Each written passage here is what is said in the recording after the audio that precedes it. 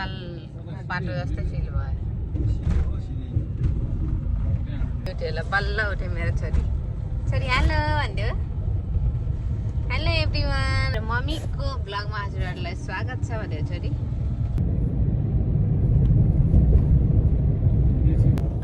मेरो छोरी non stop सुतेको सुते 1 घन्टा 2 घन्टा भइसक्यो कसरी सुते।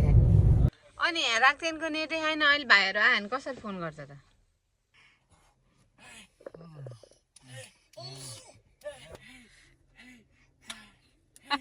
पार्किङ गरे जस्तो खेतको पाटामा। यहाँ हाम्रो ब्युटिफुल बुहारी नानी भाइ, मेरो छोरी भाइ बुहारी भाइ, अनि यो चाहिँ पर्सन भयो। बुढो भन न। यो चाहिँ भन्नु खोजे गभर्मेन्टमा साई। यहाँ चाहिँ एकदम दामी ठाउँ रहेछ, पुरा हिउँ परेको त माथिको सेतो सेतो देख्नुभयो कि नै? म जुम गरेर देखाउँछु। यस्तो अन्त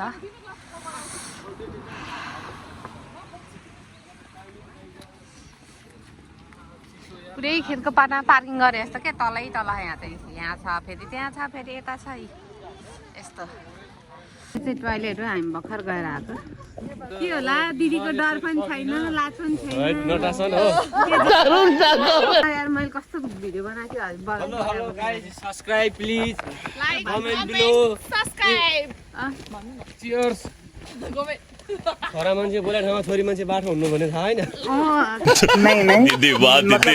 पनि रेन्टलमा लिन मिल्ने रहेछ।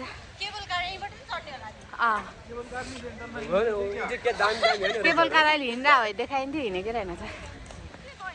कस्तो आएको यार।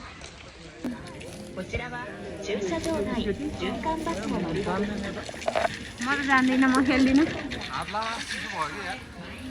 तातानी हामी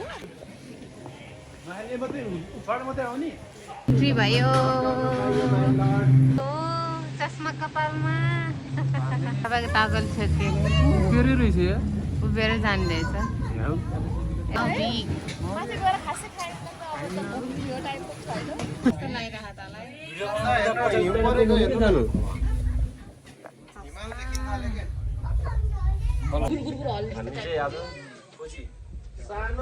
फुजी होइन, फुजी भन्नु न, गफै दिँदा के जान्छ र?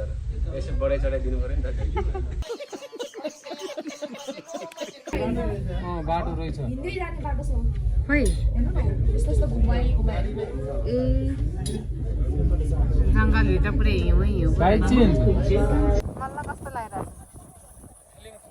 फिलिङ कुल। यस्तो चिसो मौसम, वाउ कस्तो राम्रो भ्यू, कस्तै राम्रो। ल फाल वै नफाल, उडान मासिर भनेको पल्ल के अन्ला र वै भन्दै।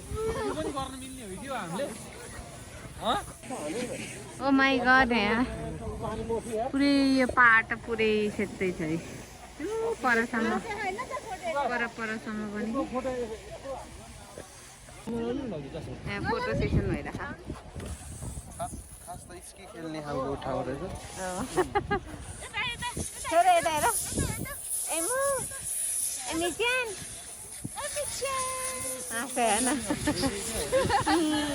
राम्रो हाँसो जाडो भयो क्या है।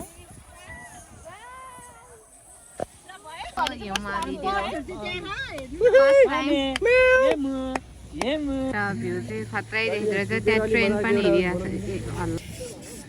पानी च्यात्यो भने चाहिँ के लाएर जान्छ?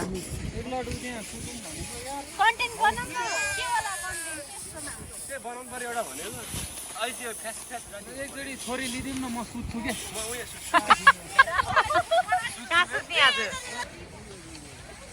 मलाई सेतो नआए त के मजा हो त नि पहाड एउटा। हेर यहाँ फेरि भिडियो खिचिरहेको थिएँ मैले।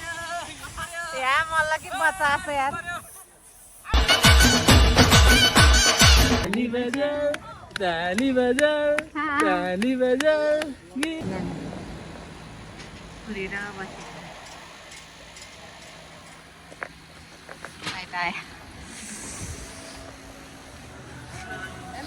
हेलो हेलो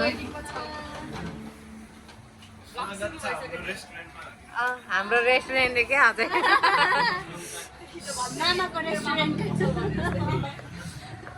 पहिला नेपालको पुरानो पुरानो पैसा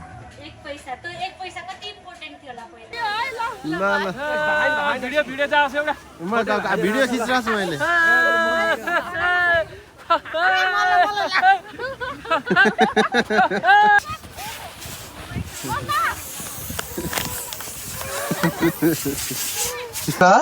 सबर करो बोला धक्का बुक्की नहीं करने का सबभन्दा छेउमा यार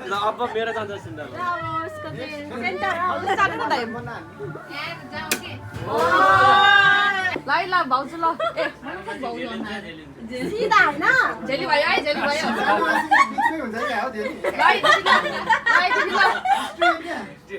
दिदी गाम पार्टीको राख्छ